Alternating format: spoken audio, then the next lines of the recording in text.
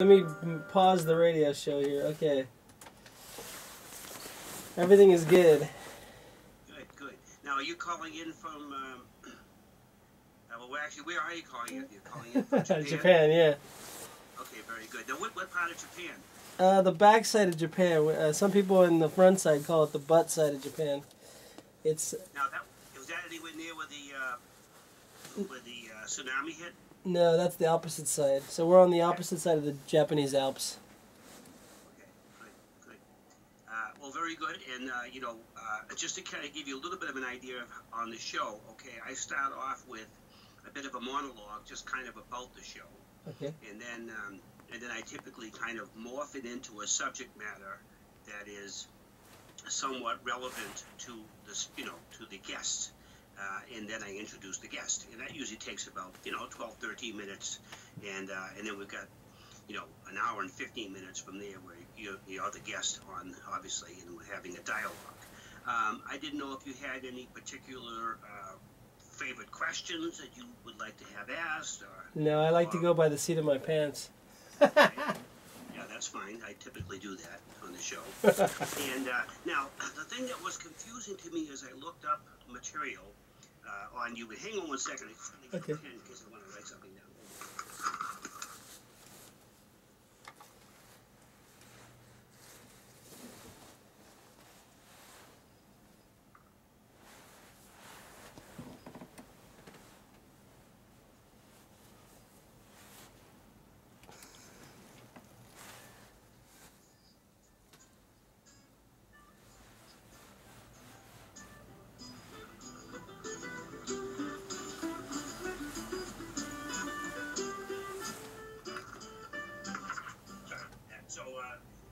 I see, obviously, you're an author, you're a songwriter, and then you also do, it sounds like you almost do like psychic healings or something along that nature. Yes. And that's probably, obviously more relevant to what we typically cover in the show. But I'd be glad to, talk about your songs, and certainly maybe we can even possibly cue one up. I haven't even talked to the studio about that. Especially if there's a song that's kind of relevant, to that topic. Yes. Now, so tell me just a little bit, Tim, because we only have a few minutes before we go on, about, are you familiar with, say, Reiki healing and, what you do, anything like that? It's very similar, except we can do it from any distance, and most of my clients are in America, and I'm in Japan. I have very few clients in Japan because I don't speak Japanese too well. Mm-hmm. So most of my clients come... So if I said to you, us tomodachi, you would probably know that, though, right? Not really. Okay. That's hello, friend. Oh, tomodachi. Okay, you said tomodachi. Okay. I said, imanaji desu ka? Oh, that's not... What time is it? Yes, I got that one. Yeah, there you go. Chotomato kudasai. Chotomate. Yeah, please wait a minute. Yeah. So if I say that, okay. But if I say Doistaro Wadata, I won't say that. Okay. Okay. Anyway, I used to have a couple of Japanese people who worked for me. We spoke Japanese to each other. Oh, cool. And I learned a bit. I get about 500 word vocabulary, but you can kind of work it around. Yeah, I've been here 12 years. I'm learning, but it's they speak in 3 different languages. One language is to superiors, and one language is to people below them, and then one language is to normal people. Yeah, exactly. Yeah, I know. They have like us is one thing, but then if you're talking to somebody on the phone that's mushi anone, it's kind of a different kind of a way of saying hello. Yeah. Yeah. Anyway, I do understand to some extent. So just tell me a little bit about the spiritual healing. So what I like to do is take some callers. I muscle test, and my muscle testing gives them any answer they want to know, and I work on different charts, and I have them all on my computer. So the charts can tell me exactly what they need to work on right away, and I can do that within minutes. Okay, very good. Well, I'm going to talk a little bit about how that works from a scientific standpoint before I introduce you, and then I'll introduce you. Cool. And if you don't have any particular questions that you wanted me to ask you, then we'll just go from there. We'll wing it. Yeah. So I like to follow the energy. Yeah, you'll be on my monologue. So if there's anything in particular you want to reference back to, that's fine. But I'll just be doing the talking, Alan. I feel you'll be perfect, so I'll just send you energetic support. Okay, sounds good. All right. Well, I'm going to stay on, but I just have to grab one thing before the show starts. So, Okay.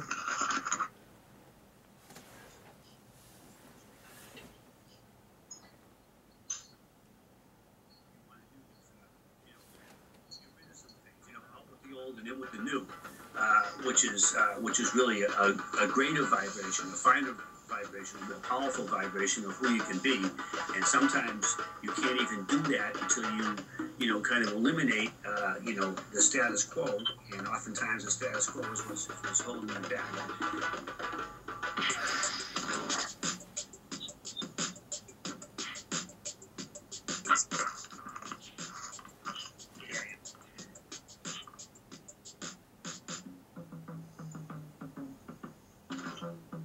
Are you back, Joe? Yes, I am. Okay. I'm going to put you hot, and I'll roll in your open. Okay.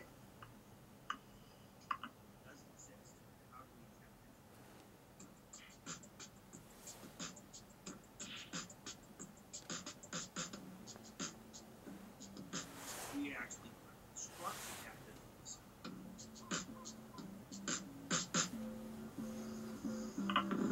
When we dream, we're in tune with the realm of the metaphysical.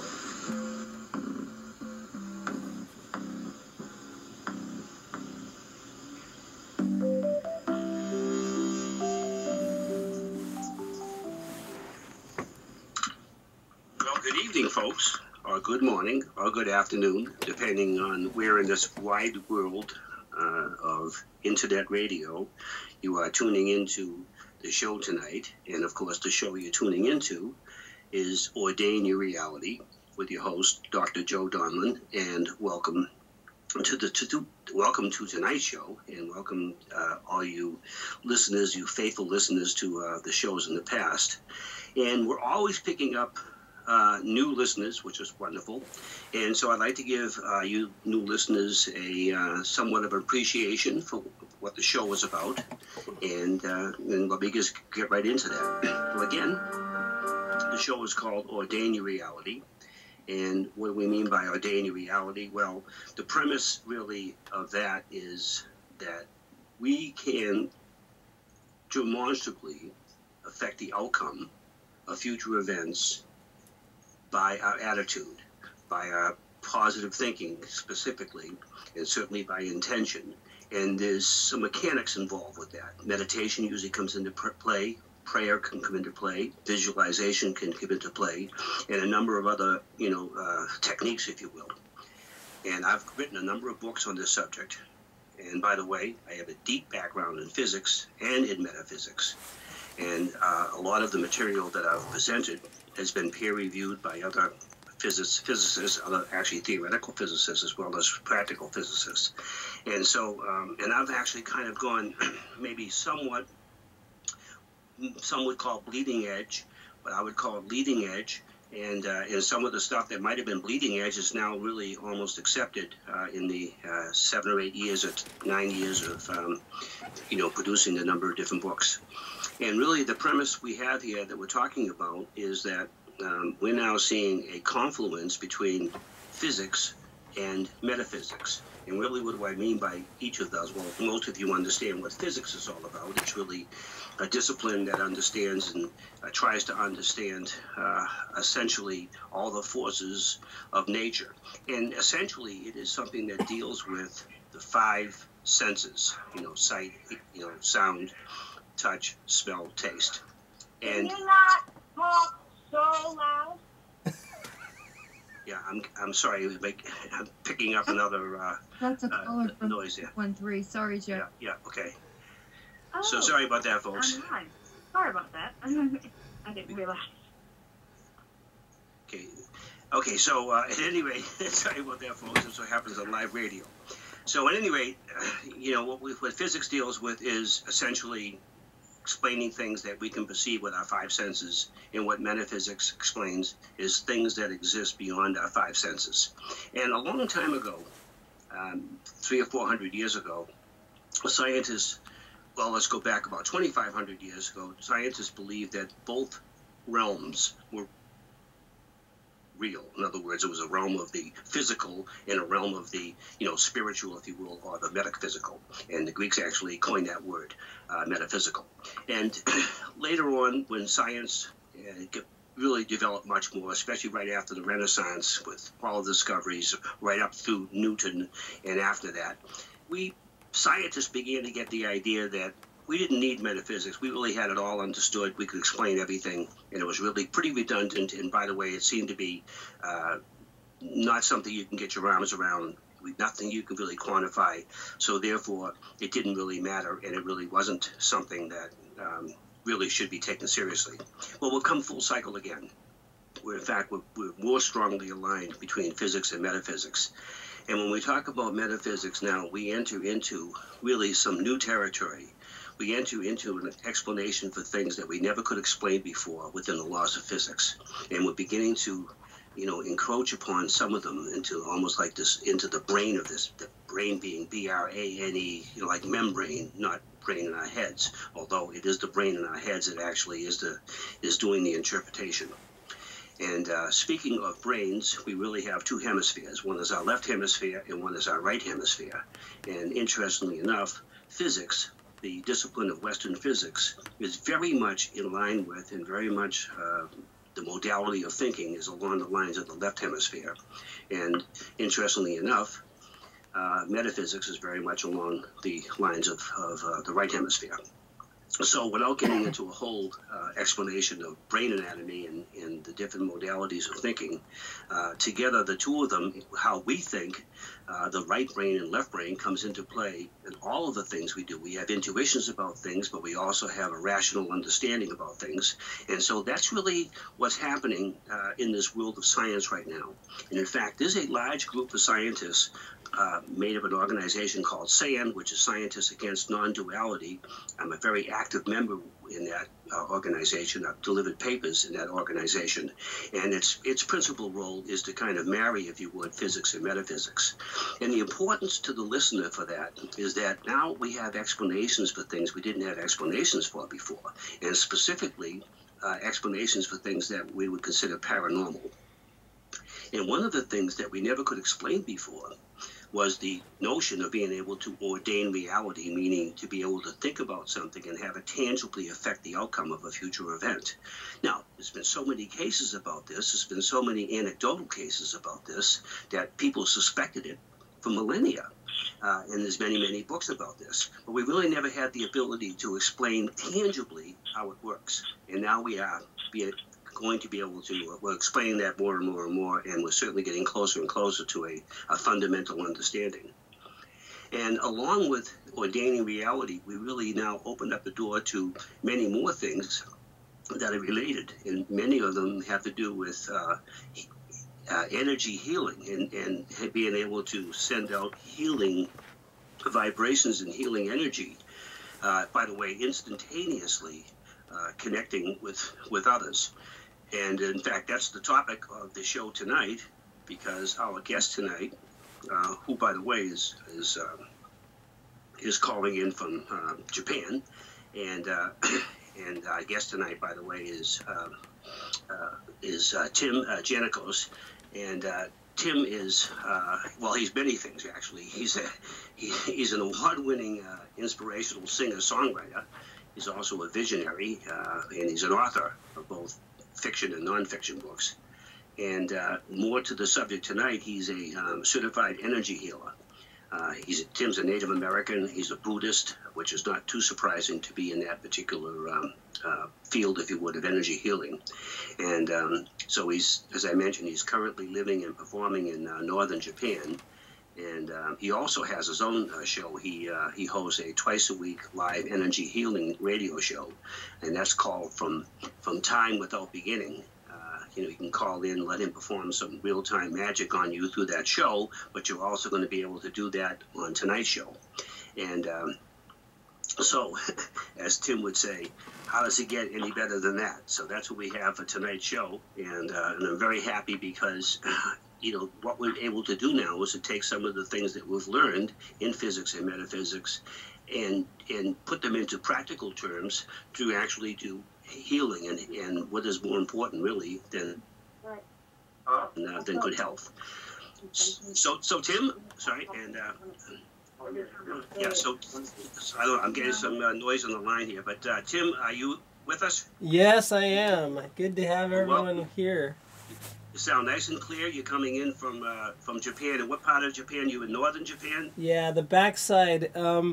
It's next to Sato Island, which is a famous place where they used to exile people in the Shogun era.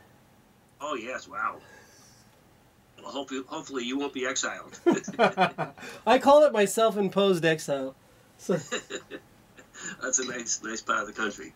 But at any rate, Tim, welcome again to the show. And I don't know if I left anything else, anything of particular, pertinent information on you out of that, but you can certainly add to that. And of course, obviously, I mentioned that you were a certified energy healer. And we've talked about that. We've had a number of different types of energy healers on the show. And they're really variations of themes.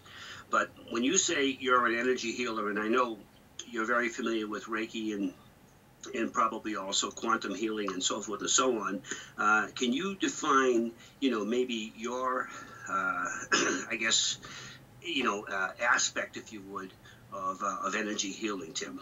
Yes. So the certification I have is called the Emotion Code, and the Emotion Code was started by Dr. Bradley Nelson. He was a craniopath and a chiropractor in Orange County, California, where I grew up, and he ended up after 17 years or so closing down his office because he had too many clients, and also because he decided he wanted to teach it to everybody, and now he teaches all over the world and he does online classes. So I've actually never met him in person, and I actually lived right next to where his office was. I think I actually ran into him. I was a banker at the time, so I actually might have met him because I went to every single office in that neighborhood and gave my business cards and asked them to do personal banking with me. But I don't know I think I talked to him once before. But anyway. Small world. You may have gotten some kind of a vibration from him at that point. Yeah. But the funny thing is, when I was by his office is where I threw my back out in 1999. And I should have went to his chiropractic office, but at that time I thought chiropractors were quacks. I don't know. I didn't really know much about chiropractic at the time. I thought a lot of the people who said they were energy healers were a little off base too, because I grew up Buddhist, and I thought everyone just needed to chant Nam-myoho Renge-kyo. I grew up all my life in the Soka Gakkai, which is one of the largest international Buddhist lay organizations. And after about 30-something years of being a Buddhist, I started having all these medical problems, and I couldn't explain them because I've been into health all my life. I started working out when I was 17. I went vegan for a long time. I used to eat all organic food. I used to totally take care of my health in every way possible. I studied herbs, but unexplainably I started to have all these back problems. I started having itchy skin problems. I started having gas problems, and it's not the gas that you want to be around a person that has. And I had all these unexplainable things. Good thing things. this is only radio, right? Yeah, good thing that was then, and this is now. I don't have any of those problems. So no. I had to actually change my understanding of people that do metaphysical stuff, because as a Buddhist, there's a lot of Buddhists that are actually, in Buddhism we call it the threefold world, which in science and other things they talk about the duality of both physical and spiritual, but in Buddhism we call it a threefold world, and the first fold of that world is the appearance of life, which is the physical manifestation. The second fold is nature. It's the thinking and the emotions and the all the different things you feel inside that you can't explain. And then the third fold is entity, which is it's like what's beyond this reality, which is beyond all physical and all spiritual, is the true aspect of all reality, which we call your enlightened nature from time without beginning, which is kind of hard to explain in a short little while. But I do have a video on my YouTube page, which is called Buddhist Dialogue with Science. And I've been reading a lot about science and how it relates to Eastern philosophical traditions for many years, and I wrote a lot of articles about that. And one of my 3 books that I published from my writings at Soka University of America was specifically working with what's the difference between the spiritual aspect of reality and the appearance and nature, the physical aspect of reality. But it took me it took me getting really sick and then learning about energy medicine to realize how much we are beyond those two dualities. We are, I like to say we're hyperlocal and hypertemporal beings, which means hyperlocal means we're everywhere, and hypertemporal means we're every when, which means we are infinitely in the past and infinitely in the future, all existing in one nanosecond, or one thought, one reality, which is going on right now. So all of the people that think I'm in Japan and you're in America or wherever you're at, it's not really true, because I'm actually you and you are me. As I think it was the song "I Am the Walrus." I am he as you are me, and we are all together. We are all infinite beings from time without beginning, which I'm starting to fully come to awareness with overcoming all the medical problems that doctors couldn't fix. And then now I work with clients all over the world, and it's just so amazing that in a second I can figure out what's wrong with their body by just doing muscle testing, which is the main part of what the healing modality I use. That's what we're going to do. And by the way, I mentioned a little bit on the opening monologue about the confluence of physics and metaphysics, and along with that, along with the non-belief of the metaphysical as being, a part of science and even legitimate science years ago that we've come full cycle on. Also, the notion of a supreme being or something more than we, if you will, that are out there in terms of this collective unconscious. Yeah. And one of the reasons that the scientists of the past felt that was not real, there were 2 major reasons. One is they could explain everything without that, which is no longer the case. We can no longer explain everything without that. And secondly, that the attributes, attributed to the supreme being or a supreme entity, which is probably more like it, violated the known laws of physics. So the scientists would say, well, how can something exist in the universe if it's violating the laws of the universe? And those laws are omnipotent, omniscient, and omnipresence. Well, we go ahead and find out now that those are exactly the same attributes that you're talking about, and exactly the same attributes that we are now ascribing to consciousness. So what's kind of interesting is that which we thought couldn't exist is actually the most pervasive thing in the entire universe. And it's exactly as the Beatles song, stated. And it's just very interesting that science has now come full cycle on that. Not every scientist is on board with this, but that is the latest thinking, certainly from the latest folks that are involved with theoretical physics. So I just wanted to kind of, compliment you on that notion, and also kind of support that with, what is, I always call it semi-breaking news on the science front. Yeah. So I'm sure you're familiar with Professor or Dr. William Tiller. He's the Professor Emeritus of Physics at Stanford University. He's been doing research on the ability for people to change people's pH level on one side of the U.S. by just thinking about the people on the other side, and they use their pH of their saliva and their blood, and they instantly, these group of people in the East Coast, think about changing their pH, either going up 0.5% or down 0.5%, and they show it right away. If instantly. Yeah. It is instantly, right? Yeah, on the speed of light reaction, exactly. Yeah, so he says the speed of thought is the speed of light to the 8th power, which is the speed of light times the speed of light times the speed of light times the speed. You do that 8 times, and that's beyond anything we can even comprehend in a calculator. So right. Yeah, so the speed of thought is really, the speed of consciousness is beyond anything anyone can put in a computer and try to figure out. Right. And by the way, we're also ascribing that same speed to gravity, which is kind of interesting. Wow. And I'm actually going to do a whole talk from the on the whole discovery of gravity waves and what that means to all of us, and what it doesn't mean to some of the thoughts we have about gravity. But that exact same speed has been the speed of consciousness has been ascribed to the same speed for gravity. Yeah. And which, by the way, defies Einstein's view that gravity is actually propagated at the speed of light. But we see that that's not at all the case. Yeah, well, science is going to keep. I don't want to digress into a whole. Yeah, science is going to keep morphing and morphing and morphing as our consciousness keeps morphing, because we are infinite in our consciousness, and the more our consciousness wakes up, which the Buddha, historical Buddha, the reason they called him Buddha means awakened one, and they said, "What are you?" Because he came out of meditation, and they said he was glowing, and they said, "Are you a god?" He says, "No." They said, "Are you a demon?" "No." They said, "What are you?" He says, "I'm awake."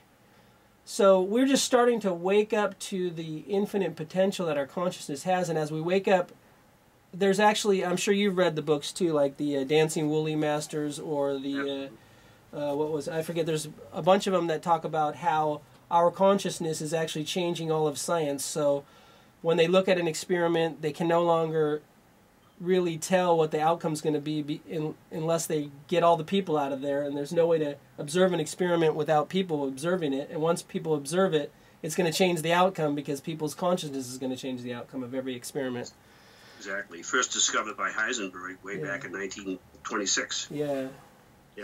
Yeah, no, in fact, I referenced so many of those books within my books, and they really kind of shaped an awful lot of my thinking. Cool. It's a terrific book. As old as it is, it's a terrific book. Yeah.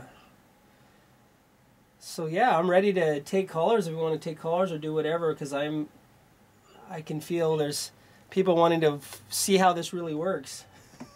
Sure. What's interesting too, you were mentioning earlier, Tim, and I didn't get quite the connection when you said that the years of being a Buddhist, now you were going through some pain, and that kind of maybe led you to maybe chiropractic or whatever it was, and I didn't really get quite the connection between you. Maybe I just missed some of it, but can you just clarify that a little bit, because I actually have something to add to that. Okay, so I did go to, actually after I started having really bad back pain, and the doctor said I needed a back operation. I didn't want to do that. I did go to a chiropractor finally. It did help. I went to an acupuncturist for a while. It did help. I went to another energy healer. The only person that really made the problem go away, because the chiropractor I had to keep going back one every month, and for about 3 weeks I felt really good, and then after a while it would go back to normal.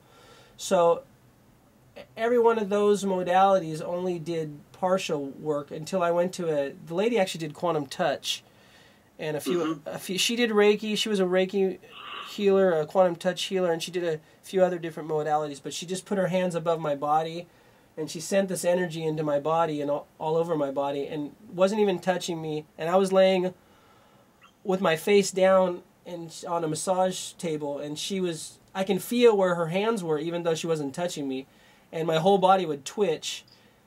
And that night I went home, I was in the worst pain I'd ever been in, but the next morning and for the next 6 months I didn't have any pain in my back, when I had debilitating pain for so long that the doctor said I needed an operation.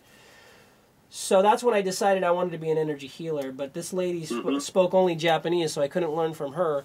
But that's where I went to.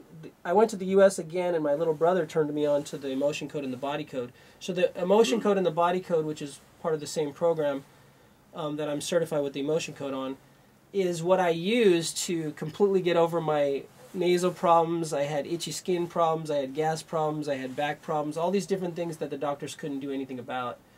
So I used the energy healing, and it just, I thought, because I grew up Buddhist, and I thought everyone just needed to chant Nam-myoho Renge-kyo, which I do believe if everyone chanted Nam-myoho Renge-kyo, the world would be a better place. But now, I don't think that's the only way.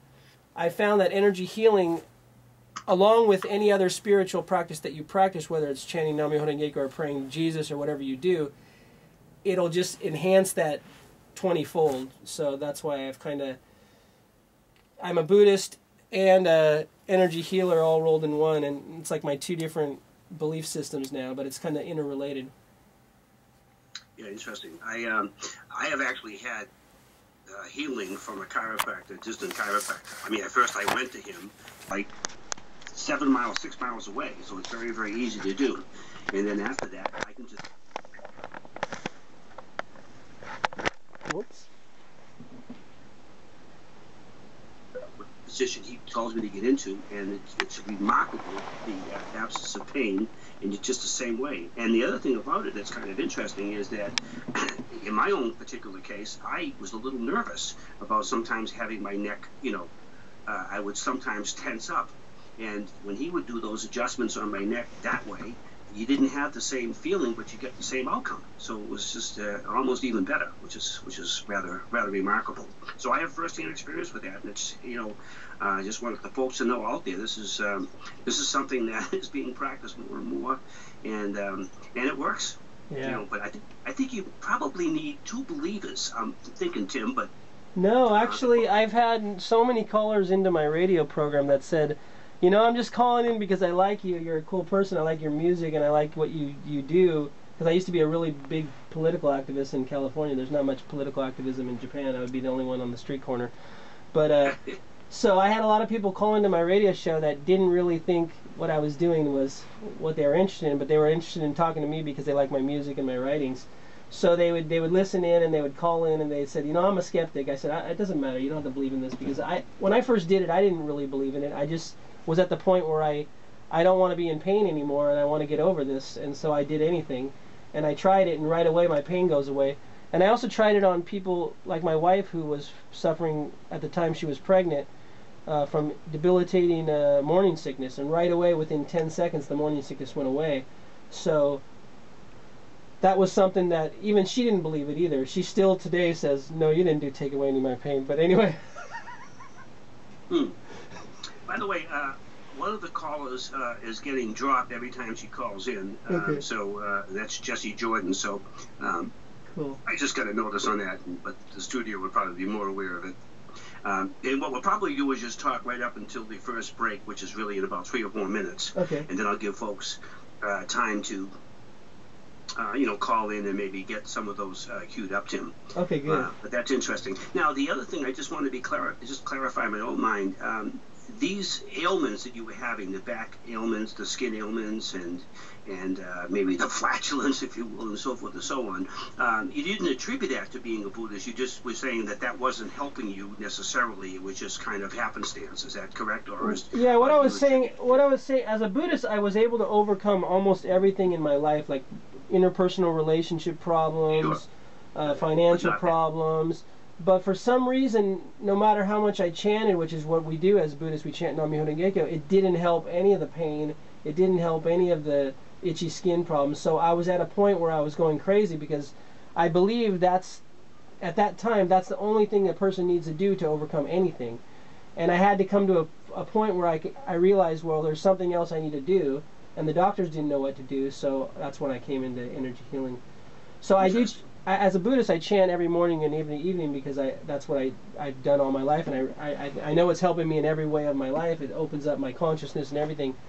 But for certain things like having a back pain, sometimes some meditation or some other spiritual thing will help, but a lot of times you have to go deeper into it, and that's what this body code and emotion code does, and other healing modalities I've been using since then. Sure. Now, we talked about is the energy code, and you have the body code, right? Yeah, emotion code and body code. Emotion code, right, and the body code. Now, were you certified in both, or were you just certified in the emotion code? I only got certified in the emotion code. The body code is the overall program, but I got so good on the radio program, and I got so many people calling into my show, and so many clients, that I didn't feel like ever getting certified in any other healing modality. So I've actually learned about 7 or 8 different healing modalities now, and I don't have a desire to get certified in any other ones, just because I know them so well. Mm-hmm. Excellent. Well, I can understand that. After a while, you feel like you've got it. Yeah. Every once in a while, I try to find out a little bit more about a particular subject, and I Google something, and I find out that I'm the one saying something about it. So I said, okay, well, I guess I got that covered. So I'll move on to something else. Yeah. But we're actually coming up on our first break, which actually might not be a bad idea to take that in about a minute or so, Tim, and then that way we'll maybe be able to queue up some calls. The first break will take about roughly 2.5 minutes, just listening to some advertising, and but give us a chance to have the studio queue up some of the calls that are coming in. Perfect. And I think maybe hold on 1 second just before I do that, because I think I may have been. Hold on.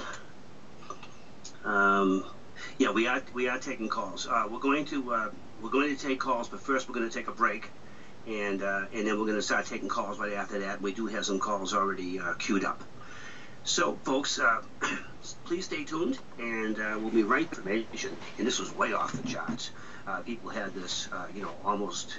I mean, a few people reported that they thought they were being watched when they weren't, but the people that were being watched, almost all of them reported that they were. So it was very powerful, and so basically it gets into that whole sense. And there's nothing within the laws of physics that would let you know you're being watched, unless it is this kind of morphic field. Yeah. So there's this sensation that you're talking about, and in your case, you're kind of identifying with people.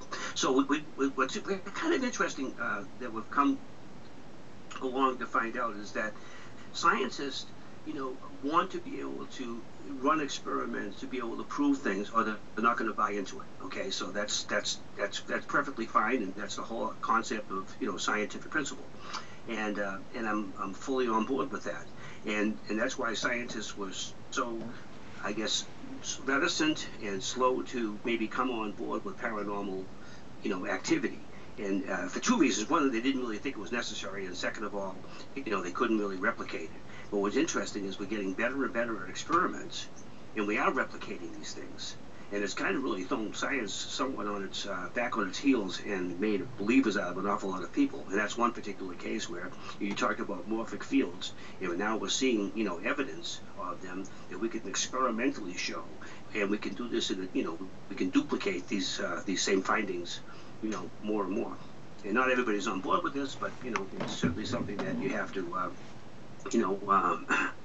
buy into. I in my book I say, like if you get into Sheldrake's work, it's kind of like in the vernacular of Ricky Ricardo, the standard model of physics has some explaining to do. In other words, we can't explain certain things, and so something is obviously wrong with the model.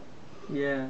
Have you heard of the book The Source Fields Investigations?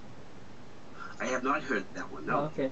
So the author, and I'm getting a total blank on his name right now, but the Source Fields Investigations was his most thoroughly researched one. His next book after that was called the Synchronicity Keys. But I can't think of his name now. And actually, he wrote a book called The Reincarnation of Edgar Cayce, and I do believe he is the reincarnation of Edgar Cayce, and I can't think of his name anyway. But anyway. Well, I'm very familiar with Edgar Cayce. I reference him all over my books. Kind of interesting guy. I was just talking about him this past Sunday at a dinner. Yeah, Edgar Cayce. So I'm actually starting to do more with sleeping healing, because I like to sleep, and I started doing when I was about 3 or 4 years old. David Wilcox? David Wilcox. Yeah, that's such a great book for scientists who don't want to buy into things that aren't researched. He really goes through the research of all this metaphysical stuff. With most of it was researched after the fall of the Soviet Union, with Russian scientists who had the time to do whatever they wanted because they didn't have anything else to do, because the government fell apart. So they had laboratories, they had a little bit of money, but they can research things. So they started researching pyramids, they started researching dreams, they started researching all kinds of stuff, which other scientists in countries where the government was funding them to do certain research, that's all they could do. So these scientists had free time to do whatever they wanted. They cared about learning, so they started researching all kinds of paranormal stuff, and the research in that book is just absolutely phenomenal.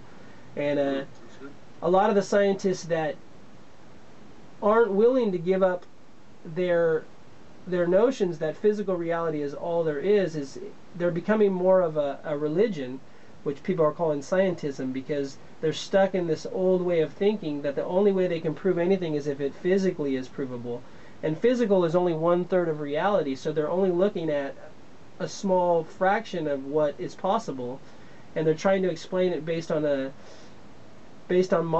models that are linear models, which linear in the synchronicity keys, he talks about time as a spiral, and he actually talks about all these people that are reincarnated throughout history, and they wonder why historians say Jesus Christ and the guy who Julius Caesar, there's so many things that in the history of Jesus Christ and the history of Julius Caesar are identical. So either the historians were lying and recreating the history of Julius Caesar, or they both had the same history. And he actually found with about 50 other people in history, they went through the same history over and over, and they were actually reincarnated and redoing the same thing over and over. Interesting. So, yeah. Interesting. I just read a little bit about him while I was listening to you. By the way, Jess has stayed on, and she has a question. Cool. Jess, are you still with us? I am. Cool. And I believe you have a question. Yes. There is a sensation that I'm having, that I've been having, that nobody's been able to tell me what it is or why it is. And I'm not sure if it's related to the sinus infection or not, but I wanted to ask about it. Would that be okay? Yes. Certainly. Did you say again? What was it again? It's some sort of sensation when I'm working on the computer, which during the worst part of the sinus infection I wasn't able to do, but when I'm doing it now, it sort of feels like, you know that feeling if you're falling asleep on a train or in a moving car? It's sort of like that kind of head jerk that happens, but it's happening at the side of my head. That's the sensation. That's just the best way I can describe it. Okay, and right now, are you having that sensation? Or were you having it right now? I just had it. Okay. Yeah, I was just having it. And on a level of 1 to 10, 10 being the worst, what would you say the discomfort in that sensation? About 7 or 8. Okay. So let me ask if we can do something about that, yeah. The first thing is everything you're not willing to claim, own, and acknowledge about your ability to, what's the word? Not relationship. Okay, hold on one second. I got to think of the word. Commune. Okay. Everything you're not willing to be, know, perceive, and receive about your ability to commune with the consciousness of the computers you're working with. Would you be willing to destroy and uncreate everything that is times a Buddha zillion? Yes. Right and wrong, good and bad, all nine, pot and puck, shorts, boys and beyond. Okay, so I'm going again into access consciousness because I know she has a background in access consciousness. I'm gonna go in there, everything. But the founder of Access Consciousness, Gary Douglas, likes to change the idea of a relationship into communion, because relationship is actually defined as the distance between two things. So every time we're trying to have a relationship, we're actually causing us to have separation because of the language. And the language means separation. It means the distance between two things. So he says instead of using the word relationship, use the word communion, which is more of a not only a Christian idea but a Buddhist idea. We call it the oneness. So we call it funi, which is neither two.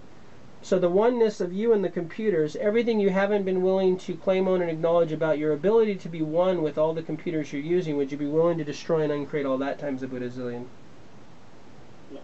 Right and wrong, good and bad, all nine, pot and puck, shorts, boys and beyond.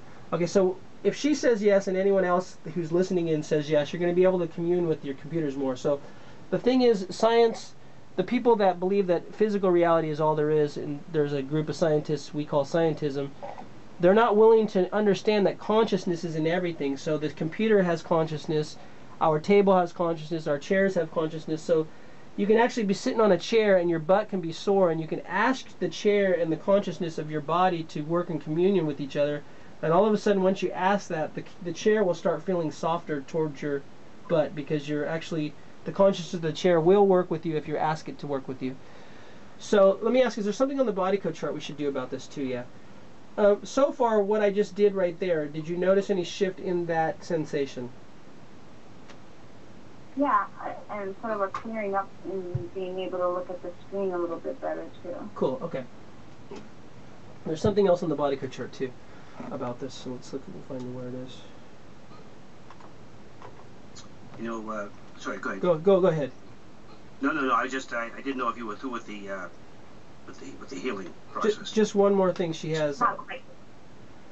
Okay, so you have cavitation, which cavitation a lot of dentists don't know about, and it's a anaerobic bacteria that's stuck either in your gums or your tooth or your jaw, or it could be anywhere in your mouth. And this cavitation is kind of hard for dentists to work with, but the good thing is we can energetically release it. So do we need to know where this cavitation is now? Can we release all the cavitation? Yeah, releasing it all from her gums, jaw, mouth, body, mind, spirit, energy system, wherever else she has cavitation. Is this gone yet? Does she have any other thing like that? No. Okay. So did your sensation go down a little more?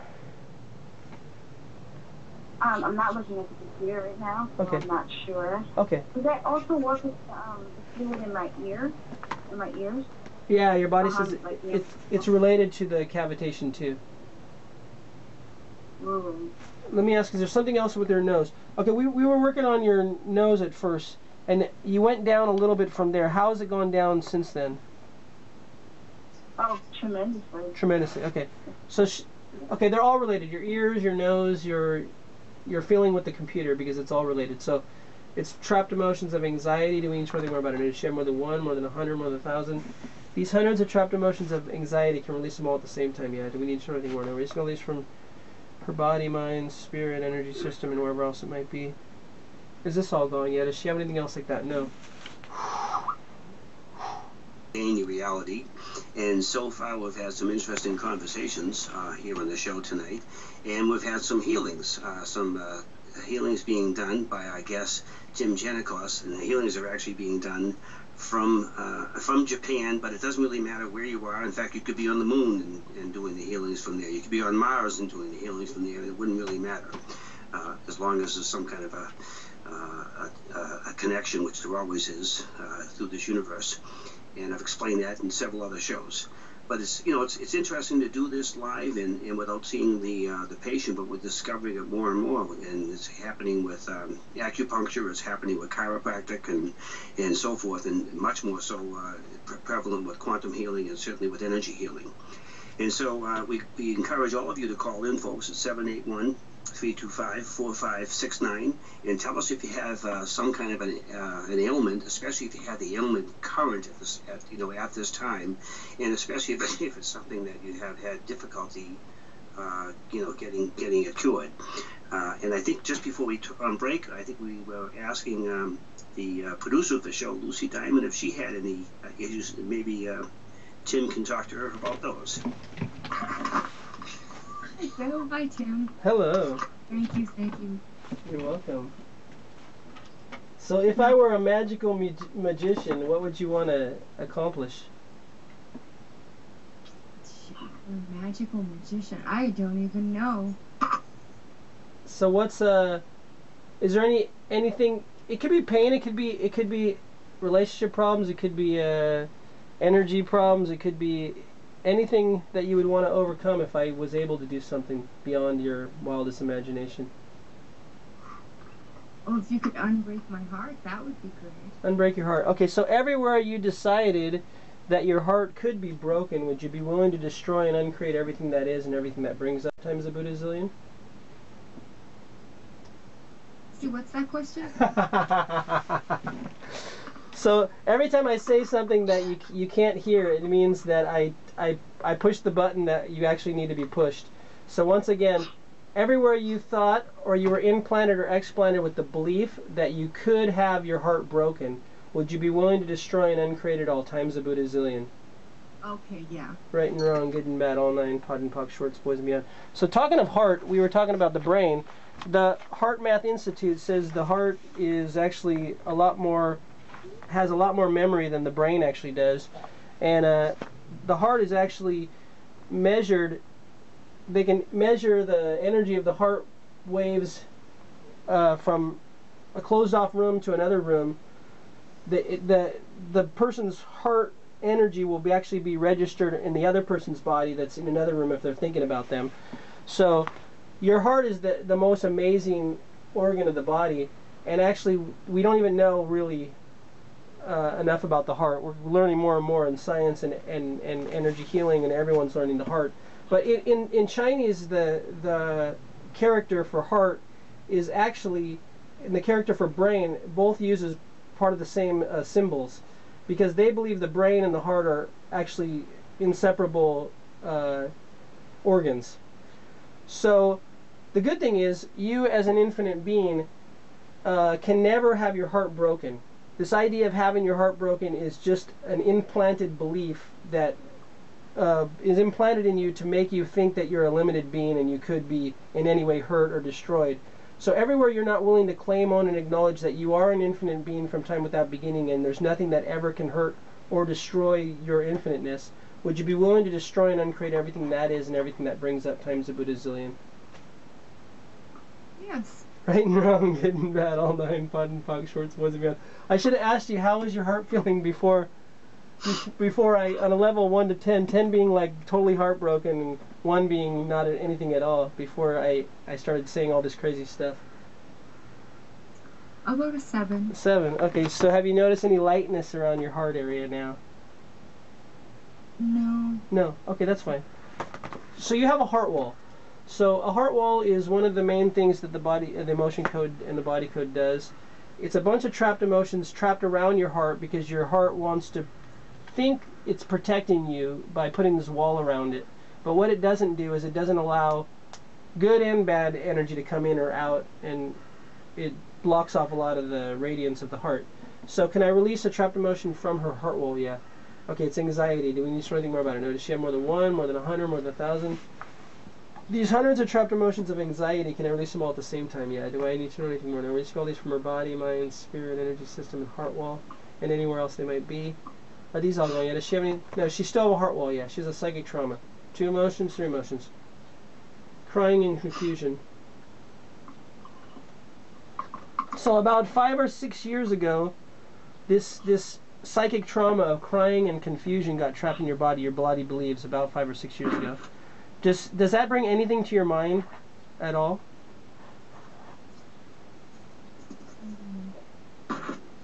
Yep. Yes. Okay. Good. So this, do we need to know anything more about it? No. Can we just release this psychic trauma? Yeah. So psychic trauma is anytime you have 2 or 3 emotions or more trapped at the same time in your body. It's usually an overwhelming experience. So releasing all this psychic trauma and any other psychic trauma she has in her body, mind, spirit, energy system, or heart wall. Is this all gone? Yeah. Anything else affecting? No. You probably have more layers to the heart wall, but did you notice any shift in your feeling of heartbreak? No. No? But it's interesting that, you would have gotten the year correct. Yeah. So the cool thing is, yeah, the information's stored in your body and it's easily recallable. Like if I was doing hypnosis, we can go back to past lives, but I actually do work with past lives. So there is issue with actually past life. Would you like me to work on your past life a little? That would be interesting. Okay. Sure. So your body thinks you were a male in your past life. Whether that's true or not, it doesn't really matter, because you're in your energy body. You can have actually other people's information stored, like a parent's information. So it could be we're picking up on your dad or someone else's past life. It doesn't really matter whether it's you or not. But anyway, it's stored in your body. So if we work on it, it releases whatever that memory is, and you don't have to make it your reality.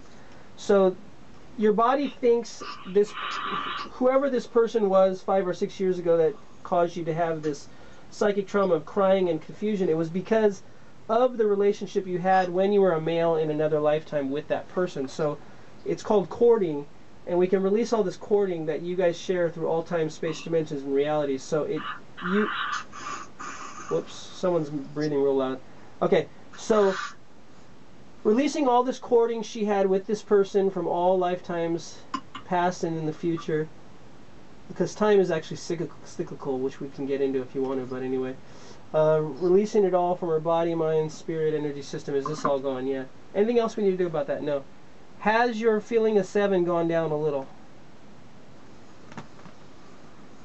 I'm not so sure. No. Okay, okay.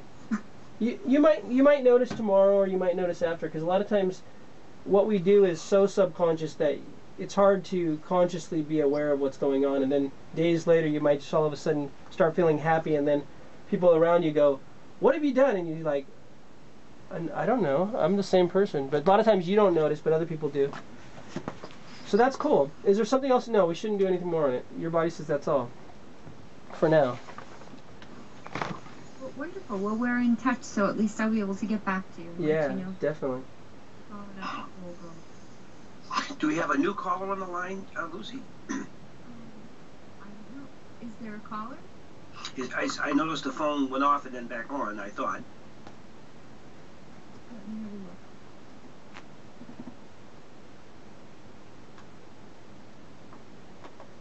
Nope. Okay. 781-325-4569. Thank you, Tim. Thank you. Yeah. But it is kind of interesting that you kind of nailed the time frame, Yeah. on that one, Lucy. I have clients that they give me 3 or 4 things to work on in a session, and most of my clients I do proxy session, which means I work on them while they're sleeping, and I send them an MP3 file because that's most of my clients are in another country, and my sleep time is their awake time. So I can't always work on them while they're awake, and I don't have time to call them all and talk to them on Skype. So they give me 2 or 3 issues, and then I work on them, and their body says there's all these other issues, and they said, well, I completely forgot about it. Yes, I do have that issue. I am addicted to chocolate, and all of a sudden their body says all these things that they didn't tell me about, and they're like, how did you know that? How did you know that? How did you know that? And so, yeah, everything's there. It'll come up if it needs to come up. Interesting. Now, Tim, I noticed that you you're hesitating and then answering a question. Are you looking? Is there some kind of a manual that you basically referencing when when you're working on this? Yes, I'm using the Body Code Mind Map, which is a hyperlinked text that has thousands and thousands of pages. So I look at one page, and then I look at what. When I first started, I would ask, is it on the right side of the page or the left side of the page, and I would get a yes or no with muscle testing. Then I would say, okay, is it an odd row or even row, and I would narrow it down. It would take a long time. But recently, my body says not to do that anymore, just to go with exactly what it comes to my mind. So I look at the page. It's kind of like, for me, my eye goes right to the one that it is. It kind of like lights up. And then I just click on that one, and it opens a new page. And then I look at that page for a moment, and my body just tells me which one of the many things on that page. And I click on that, and it goes to a new page. So each time I have to click on a page, it gives me new awareness. When did this start? October last year. Oh my goodness! So that's a long time to have a sinus issue. I've tried everything, oregano, and tea tree oil up my nose, and eucalyptus, and some access consciousness energy work, and I just short of pulling my own face off. Well, that sounds like a tough case, Tim. Yeah, well, that's what I'm here for. So yeah, the cool thing is Jessie Jordan is also a singer-songwriter like I am, and I first heard about Jessie Jordan because she was calling into a Access Consciousness call with who I consider my mentor of Access Consciousness, which was Rika Zimmerman, who left Access Consciousness. So it's actually a good segue because I didn't talk about Access Consciousness, and I'm going to start with Access Consciousness. I'm also not a certified Access Consciousness facilitator. I call myself a D-certified, quasi-certified, pre-certified Access Consciousness facilitator from Time Without Beginning because I are self-certified. So anyway, Jessie Jordan can actually say yes for everyone on the line. The good thing with Access and many of the healing modalities I use is that everyone on the line, whether they're listening in or they're listening into some replay or they're listening in subconsciously from they're asleep in another country, who knows? A lot of people are listening in and they don't even know they're listening in. But everyone will get healing if they say yes to this question. So I'm going to start off with this question. So Jessie, you're going to say yes for everybody. All the expectations, projections, judgments, conclusions, computations that you have and everyone else has about what is possible for you with this sinus infection and everything that's not possible on this call, would you be willing to destroy and uncreate at all times a Buddha zillion? Yes. Yes, right and wrong, good and bad, all nine, pot and pock, shorts, boys and beyonds. Okay, what I said seems like Swahili, but anyway, if you guys go to my YouTube page, there's an hour video explaining what that is. That's the Access Consciousness Clearing Statement. And the person that I have doing it is the lady that I said left Access Consciousness, which her name is Rika Zimmerman. So you guys can go to my YouTube page and watch that and know what I said. But the good thing is your subconscious mind knows everything there ever is that's known. So whether you know what I'm saying, you actually do on a subconscious level know what I'm saying. So you guys are all tuning in because of that. So Jesse, what I'm going to use first is the body code. My name is Jesse. What I'm doing for people who never worked with me before, I'm muscle testing. There's many muscle testing techniques. I'm using a falling log method, and my body's saying yes, it's strong. I'm Jesse Jordan. If I say my name is Tim, it all of a sudden becomes weak. That means I'm picking up her energy and not my energy. So that's how we start off. And this body code chart has thousands of pages. I don't even know how many pages, but we just look at the first page and we ask. Her body says the first thing is pathogens. So I looked right at the pathogens and it mold. So does she? No. Can I download it for her? Okay, this is another cool thing. I've had many healing practitioners from all different modalities come on my radio show and do live healings with the callers. And at that moment, I was able to pick up exactly what they were doing and duplicate it. So what they did on one of the calls is downloaded from the matrix field exactly what the person needed. Because her body's saying mold, the best thing that would normally cure mold is neem tree leaf. And I'm just downloading it from the matrix field into her body, mind, spirit, energy system. And anyone else on the caller who has mold or has fungal infection or anything like that, I'm downloading it in your body if you need it. So if you're open to it, just say yes and allow me to download this into your body. Yes. Okay. Did you say mold? Yeah.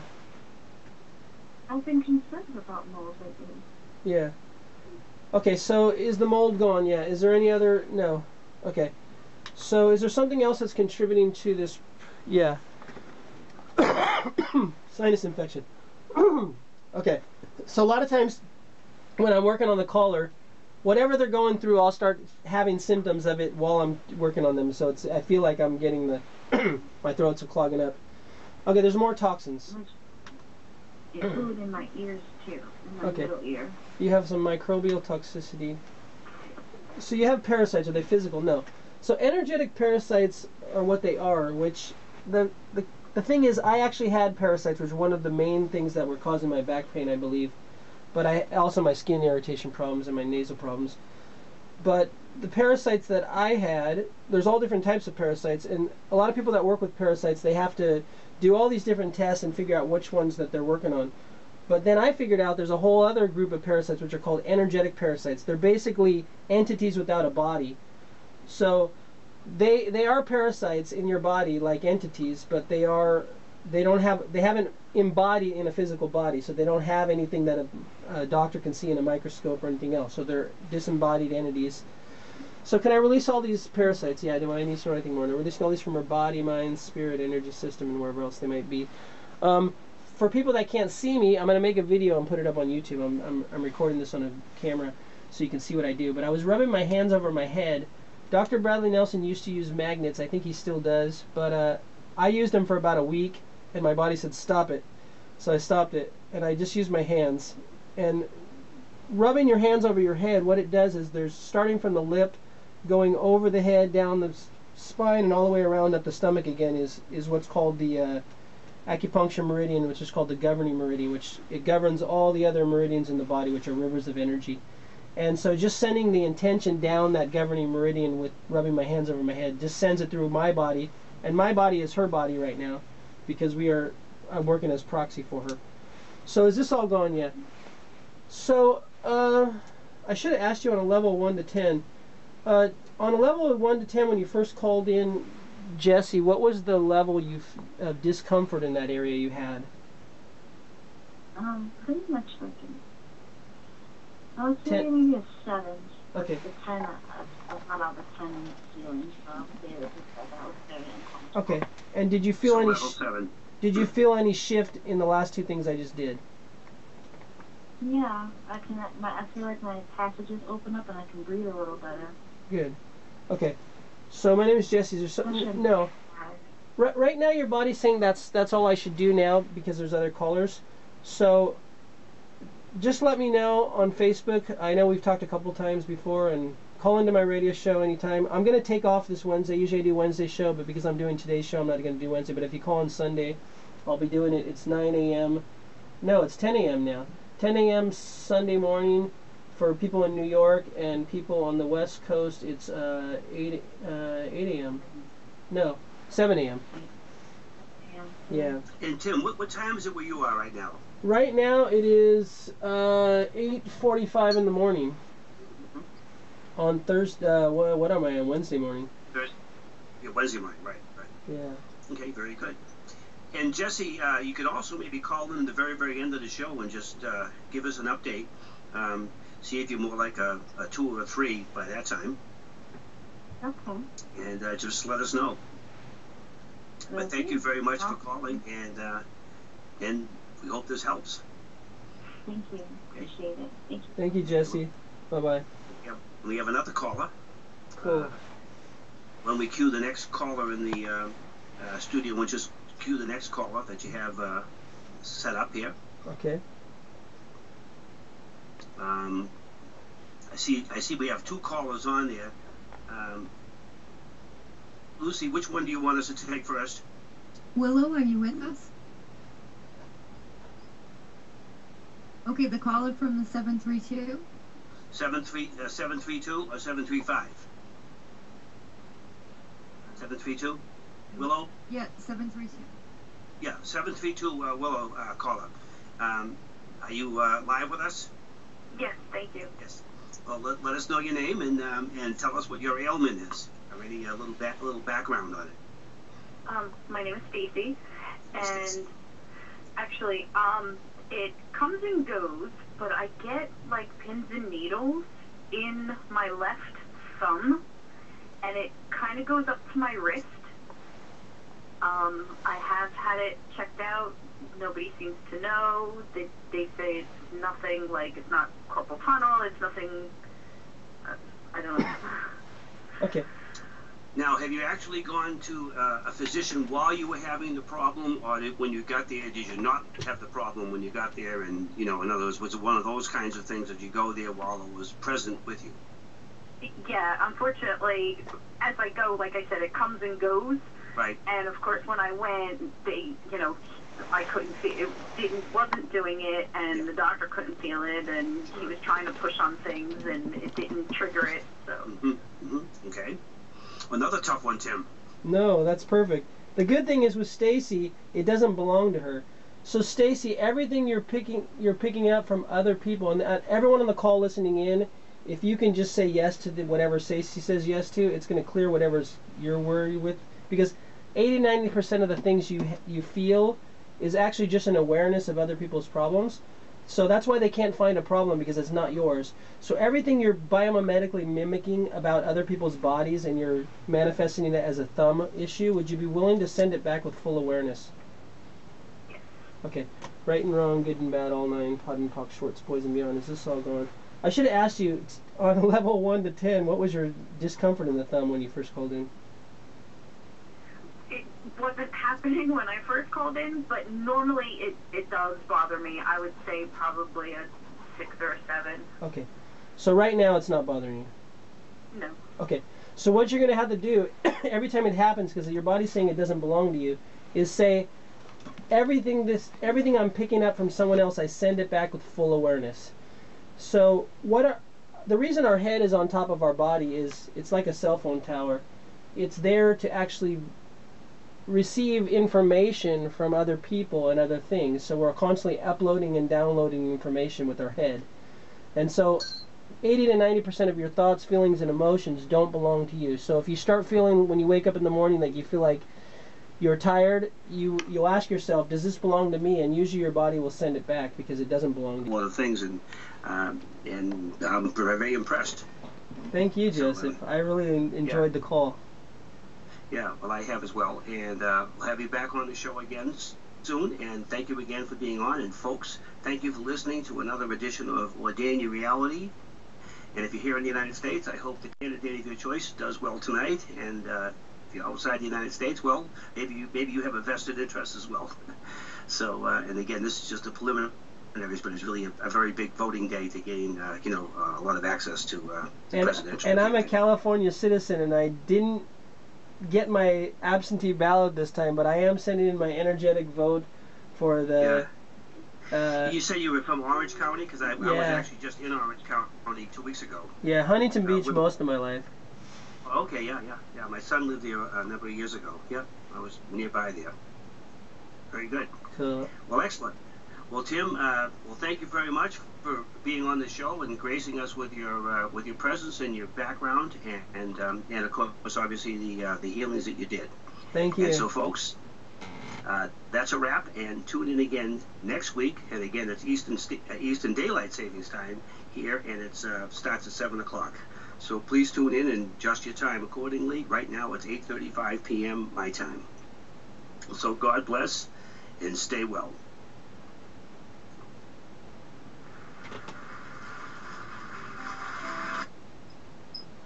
You're clear, Joe. Good. I like that applause in the end. That's good. That's a good little addition. Yeah, I'm having some fun, that's all. Yeah, that's good. So, Tim, you want to come back? Yeah, definitely. That was fun. Yeah, you're an excellent guest. Cool. You had a good speaking voice, and you did a great job. Thank you, Yeah, guys. you handled the callers really good, so we could definitely do this again. Perfect. Yeah. Let me know. I'll be there. Okay. We'll advertise it a lot, and we'll stay in touch. Okay. Thank you, guys.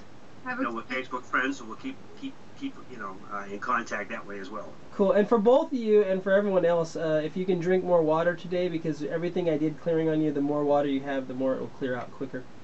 That's the next thing I'm going to do. Okay. Thanks, Tim. Take care. Bye-bye. Thank you very much. See you.